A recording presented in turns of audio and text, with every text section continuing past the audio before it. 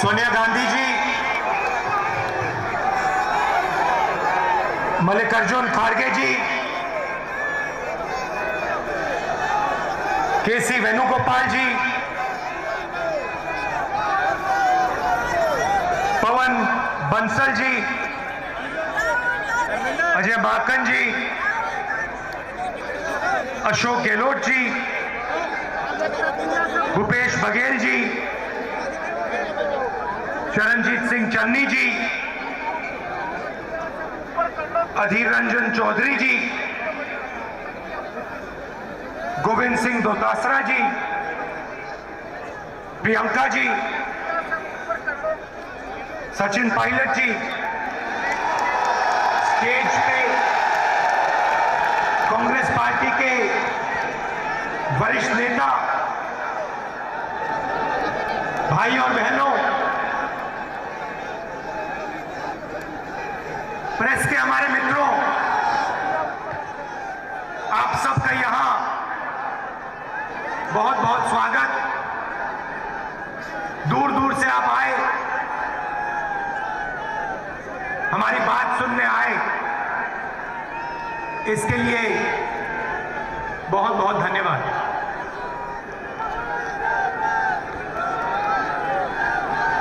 देश की हालत आप सबको दिख रही है।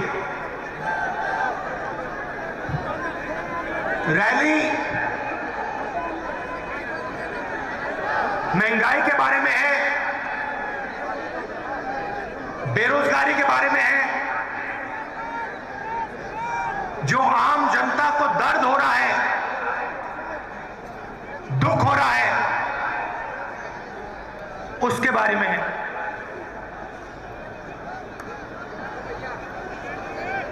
देश की आज जो हालत है, शायद पहले कभी नहीं हुई। पूरा का पूरा धन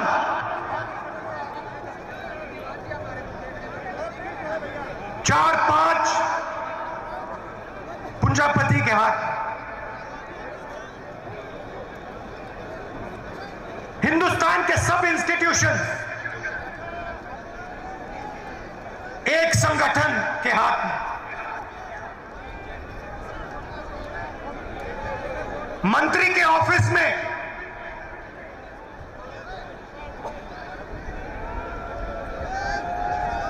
आरएसएस के ओएसडी। देश को जनता नहीं चला रही है, देश को 3-4 पूंजीपति चला रहे हैं। और हमारे प्रधानमंत्री जी उनका काम कर रहे हैं।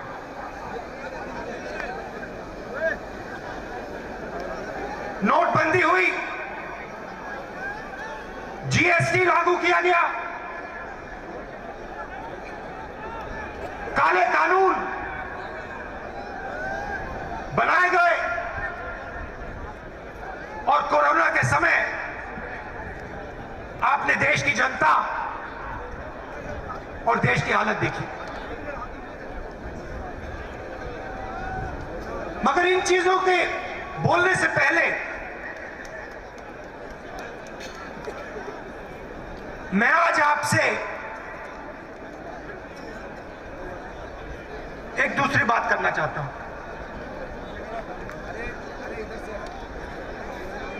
देश के सामने कौन सी लड़ाई है, और लड़ाई किसके बीच में है, कौन सी विचारधाराओं के बीच में है। 5 मिनट में मैं आपको यह बताना चाहता हूं, और फिर उसके बाद महंगाई, काले कानूनों के बारे में, बेरोजगारी के बारे में खुल के आपसे बोलूं। आप जानते हो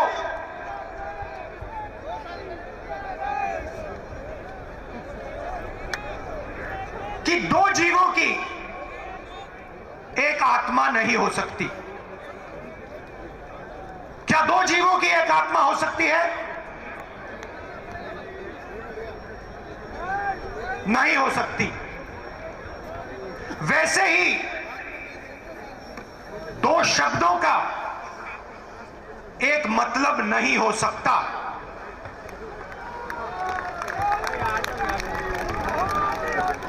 दो जीवों की एक आत्मा नहीं हो सकती, दो शब्दों का एक मतलब नहीं हो सकता। हर शब्द का अलग मतलब होता है। देश की राजनीति में आज दो शब्दों की टक्कर है, अलग शब्दों की। इनके मतलब अलग हैं। एक शब्द हिंदू,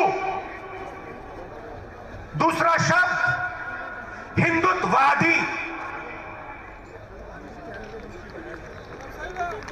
ये एक चीज नहीं है, ये दो अलग शब्द हैं और इनका मतलब बिल्कुल अलग है। मैं हिंदू हूं मगर हिंदुत्ववादी नहीं हूं। ये सब हिंदू हैं मगर हिंदुत्ववादी नहीं है। और आज मैं आपको हिंदू शब्द और हिंदुत्ववादी शब्द के बीच में फर्क बताना चाहता हूं। भाई और बहनों, महात्मा गांधी हिंदू, सही बोला? महात्मा गांधी हिंदू, गोडसे हिंदुत्ववादी।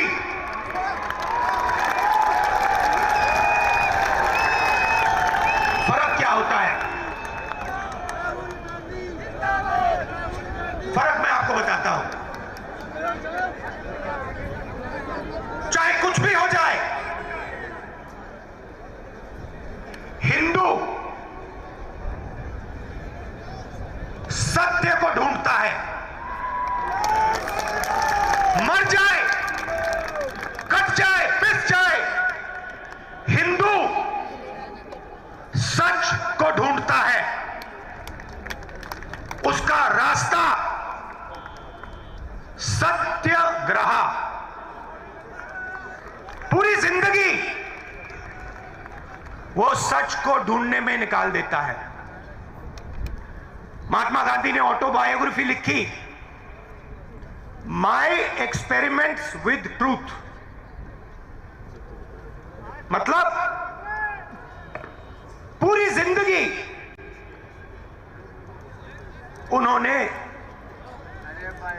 सत्य को समझने के लिए, सच को ढूंढने के लिए बिता दी। और अंत में एक हिंदुत्ववादी ने उनकी छाती में 3 गोली मारी।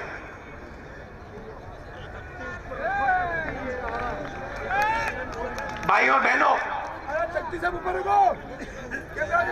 हिंदुत्ववादी अपनी पूरी जिंदगी सत्ता को खोजने में डाल देता है, लगा देता है। उसको सत्य से कुछ लेना देना नहीं, उसे सिर्फ सत्ता चाहिए और सत्ता के लिए वो कुछ भी कर डालेगा।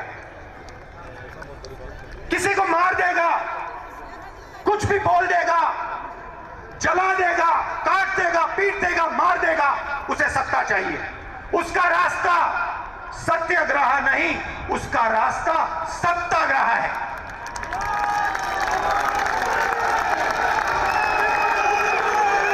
हिंदू भाई और बहनों, हिंदू अपने डर का सामना करता है।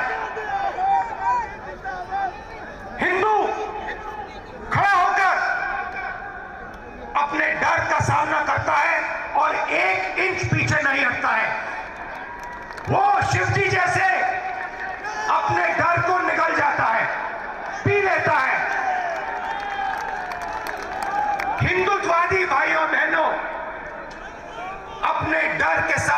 झुक जाता है, अपने डर के सामने वो मत्था टेकता है। हिंदुत्ववादी को उसका डर डुबा देता है और इस डर से उसके दिल में नफरत पैदा होती है, डर से नफरत पैदा होती है, गुस्सा आता है, क्रोध आता है। हिंदू डर का सामना करता है, उसके दिल में शांति पैदा होती है, उसके दिल में प्यार पैदा होता है, उसके दिल में, उसके अंदर शक्ति पैदा होती है। ये भाई और बहनों, हिंदुत्ववादी और हिंदू के बीच में फर्क है। मैं आपको ये भाषण क्यों दिया? क्योंकि आप सब हिंदू हो, हिंदुत्ववादी नहीं। और ये देश हिंदुओं का देश है, हिंदुत्ववादियों का नहीं। और आज अगर इस देश में महंगाई है, दर्द है, दुख है, तो ये काम हिंदुत्ववादियों ने किया है। हिंदुत्ववादियों को किसी भी हालत में सत्ता चाहिए। जैसे महात्मा गांधी ने कहा, मैं सच्चाई चाहता हूं, मैं सच्चाई ढूंढता हूं, मुझे सत्ता नहीं चाहिए। वैसे ही ये कहते हैं, मुझे सत्ता चाहिए, सच्चाई से मुझे कुछ लेना देना नहीं। सच्चाई जाए बाहर में, मुझे कुर्सी मिल जाए बस। और 2014 से इन लोगों का राज है, हिंदुत्ववादियों का राज है, हिंदुओं का नहीं। सही है ना? हिंदुत्ववादियों का राज है, हिंदुओं का नहीं। और हमें एक बार फिर इन हिंदुत्ववादियों को बाहर निकालना है और एक बार फिर हिंदुओं का राज लाना है। हिंदू कौन? जो सबसे गले लगता है। हिंदू कौन? जो किसी से नहीं डरता है। हिंदू कौन? जो हर धर्म का आदर करता है, वो है हिंदू।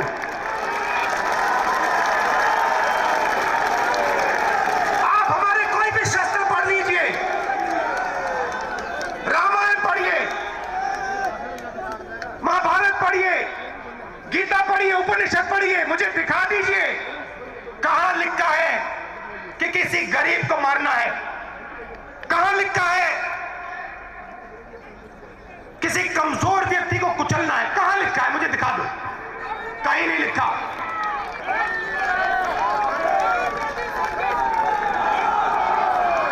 गीता में लिखा है, गीता में लिखा है, सत्य की लड़ाई लड़ो, मर जाओ, कट जाओ, सत्य की लड़ाई लड़ो। गीता में कृष्ण जी ने अर्जुन से यह नहीं कहा कि अपने भाइयों को सत्ता के लिए मारो। कृष्ण ने अर्जुन से कहा, अपने भाइयों को सच्चाई के लिए मारो। ये लड़ाई भाई और बहनों आज हिंदुस्तान में चल रही है। ये झूठे हिंदू, ये झूठे हिंदू, एक तरफ हिंदुत्ववादी और दूसरी तरफ सच्चे हिंदू, प्यार वाले हिंदू, भाईचारे वाले हिंदू, सबका आदर करने वाले हिंदू। अब मैं आपको बताना चाहता हूं हुआ क्या, क्योंकि हमारी जनता को समझ नहीं आया कि हुआ क्या। छोटा सा उदाहरण, आज हिंदुस्तान की 1% आबादी के हाथ में हिंदुस्तान का 33% धन है। 1% आबादी के हाथ में 33% धन, 10% आबादी के हाथ में 65% धन और सबसे गरीब 50% आबादी के हाथ में 6% धन। भाई और बहनों, नरेंद्र मोदी जी ने हिंदुस्तान के सबसे गरीब 50% के हाथ में इस देश का सिर्फ 6% धन छोड़ा है। यह जादू कैसे किया? इस जादू के कौन से औजार थे और इस जादू को किसने किया, मैं आज आपको बताना चाहता हूं। औजार नोटबंदी, जीएसटी, किसान के खिलाफ 3 काले कानून। भाइयों और बहनों, नरेंद्र मोदी जी के आने से पहले हिंदुस्तान का जो असंगठित सेक्टर था, छोटे दुकानदार, गरीब लोग, छोटे कंपनी वाले जो घर में अगरबत्ती बनाते थे, चप्पल बनाते थे, जूता बनाते थे, कपड़े सीलते थे, किसान जो संगठित नहीं थे, मोदी जी के आने से पहले असंगठित क्षेत्र का हिस्सा 52% हुआ करता था। नोटबंदी, जीएसटी, काले कानून और कोरोना के बाद असंगठित क्षेत्र का भाग 20% तक पहुंच गया।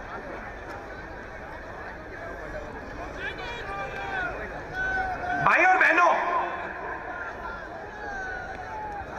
हिंदुस्तान का 90% फायदा, 90% प्रॉफिट, कॉर्पोरेट प्रॉफिट 20 कंपनियों को जाता है। ये जो आप टीवी देख रहे हैं ना, ये जो इस रैली को 5 मिनट के लिए दिखाएंगे, ये उनके गुलाम है।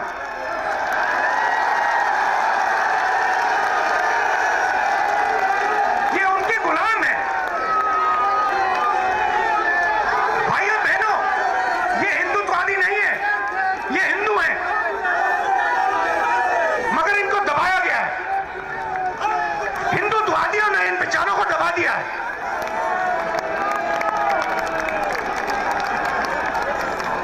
मगर हिंदू को नहीं दबाया जा सकता, कभी किया नहीं जा सकता। 3000 साल में नहीं हुआ, आज भी नहीं हो सकता।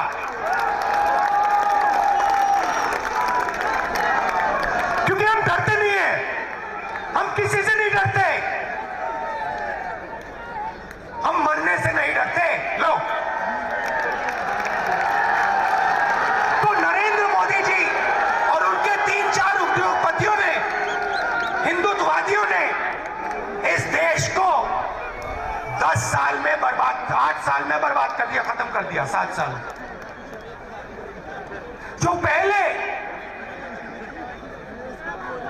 किसान पैसे बनाता था, हमने कर्जा माफी की।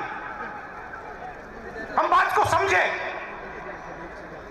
कि किसान को मदद करने की जरूरत है। कर्जा माफी की छत्तीसगढ़ के चीफ मिनिस्टर बैठे, कमलनाथ बैठे, चन्नी जी बैठे, हर स्टेट में हमने कर्जा माफी की। क्यों? क्योंकि हम जानते हैं कि किसान इस देश की रीढ़ की हड्डी है, उसके बिना कुछ नहीं हो सकता। नरेंद्र मोदी जी ने किसानों की जो आत्मा है, उनका जो दिल है, छाती में चाकू मार। और भाइयों बहनों, आगे से नहीं, यूं नहीं,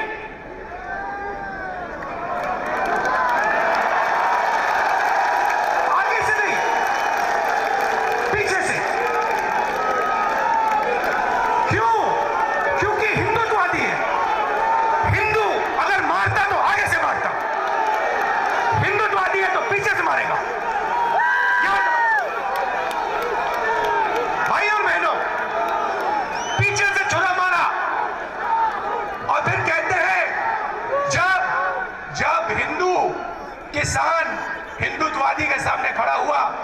तो हिंदुत्ववादी ने कहा मैं माफी मांगता हूं, मैं माफी मांगता हूं। और फिर चन्नी जी बैठे हैं। भाई और बहनों, 700 किसान शहीद हुए। यहां हमने 2 मिनट मौन रखा, पार्लियामेंट में मौन रखने नहीं दिया। मैंने कहा अगर आप नहीं करना चाहते मैं खड़ा हो जाता हूं। ऑपोजिशन के लोग 2 मिनट खड़े हुए, मौन नहीं किया। चन्नी जी से आप पूछिए, चन्नी जी हैं? नहीं।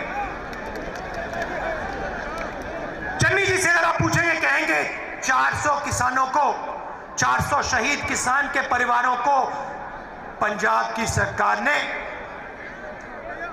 5 लाख रुपए दिए और उनमें से 152 को रोजगार दिलवा दिया है और बाकी को हम रोजगार देने जा रहे हैं। आप है ना? सही बोला। हिंदुस्तान की सरकार कहती है, पार्लियामेंट में कहती है, हमें मालूम नहीं कौन से किसान मरे, हमारे पास लिस्ट ही नहीं है, कोई किसान शहीद हुए ही नहीं। पार्लियामेंट में कहा हम कॉम्पनसेशन कैसे दें, हाँ तो मालूम ही नहीं। मैंने पंजाब की लिस्ट ली, हरियाणा से 70-80 और नाम लिए, 500 लोगों की लिस्ट मैंने पार्लियामेंट में रखी और कहा देखिए पंजाब की सरकार ने मुआवजा दिया है, कॉम्पनसेशन दिया है, आप भी दे दीजिए।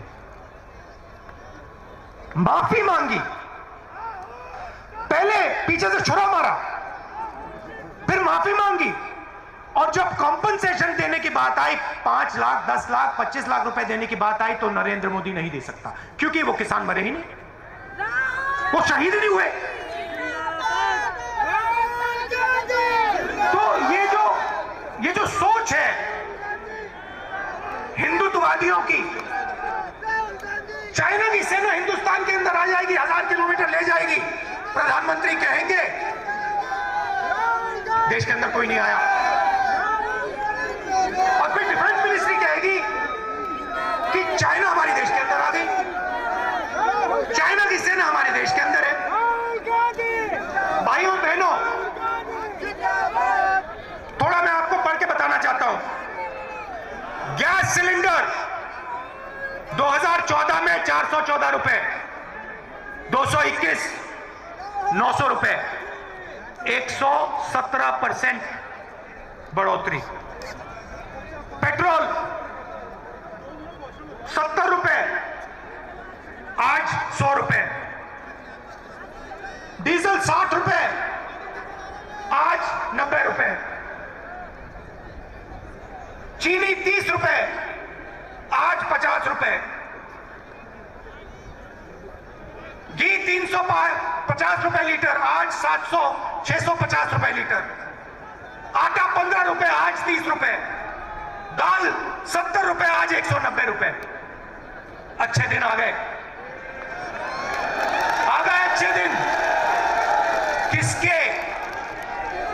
हम दो, हमारे दो, उनके।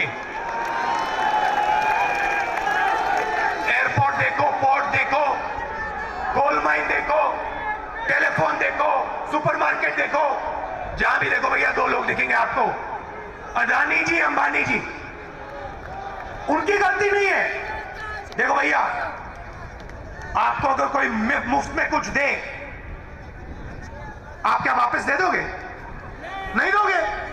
उनकी गलती थोड़ी है, गलती प्रधानमंत्री है, प्रधानमंत्री की है। 24 घंटा सुबह उठते कहते भैया आज अदानी अंबानी को क्या दे, चलो भैया आज एयरपोर्ट दे देते हैं, चलो भैया आज किसानों के खेत दे देते हैं, चलो आज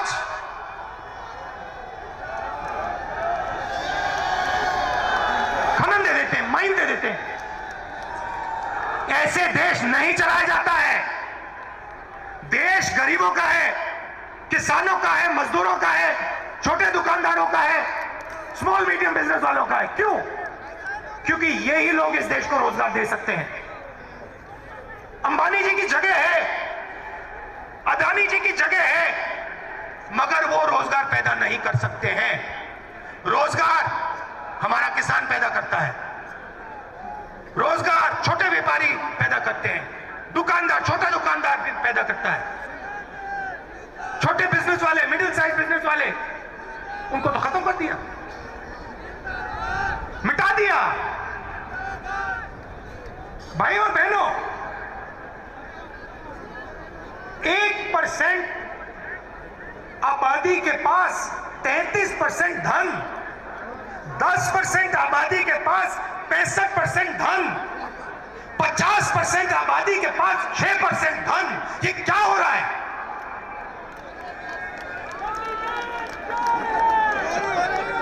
हिंदुस्तान को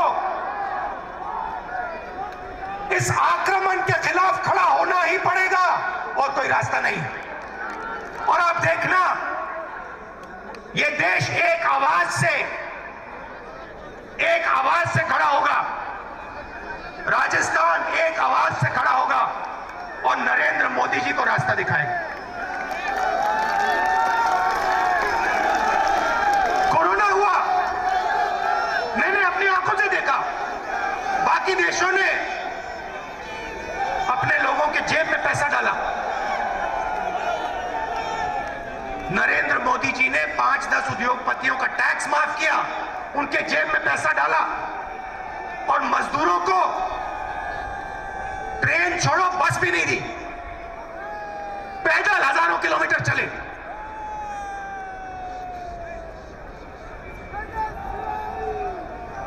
सौ 200 लोग सड़क पे मर गए। नरेंद्र मोदी जी ने कहा, थाली बजाओ, थाली बजाओ, मोबाइल फोन की लाइट जलाओ, मर जाओ।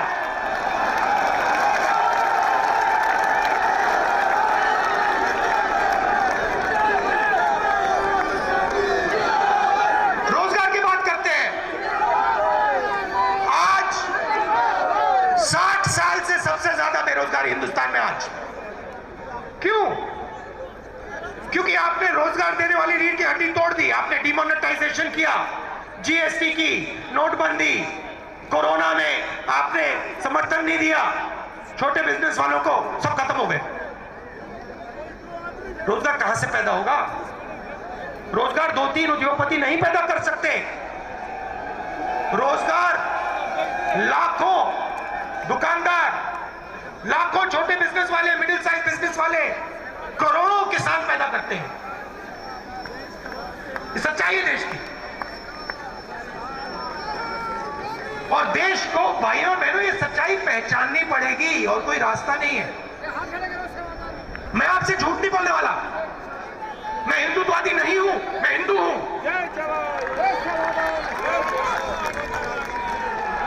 मैं डरता नहीं हूं, सत्ता मिले ना मिले कोई फर्क नहीं पड़ता। मैं सच्चाई के रास्ते से नहीं हटने वाला, मगर सच्चाई देश को पहचाननी पड़ेगी। चाइना ने अरुणाचल में, लद्दाख में हमारी जमीन ली है। मोदी जी कहते कुछ नहीं हुआ। किसान, 700 किसान शहीद हुए, मोदी जी कहते कुछ नहीं हुआ।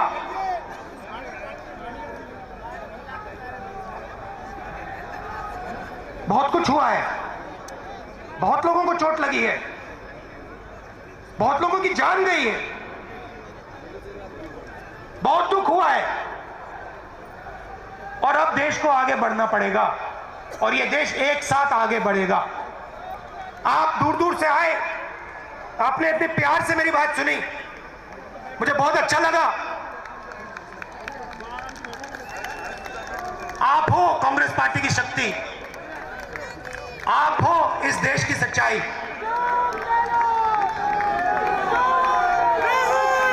आप लड़ते हो देश के लिए,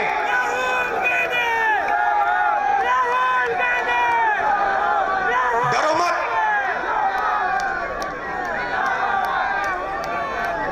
डरो मत, डरो मत।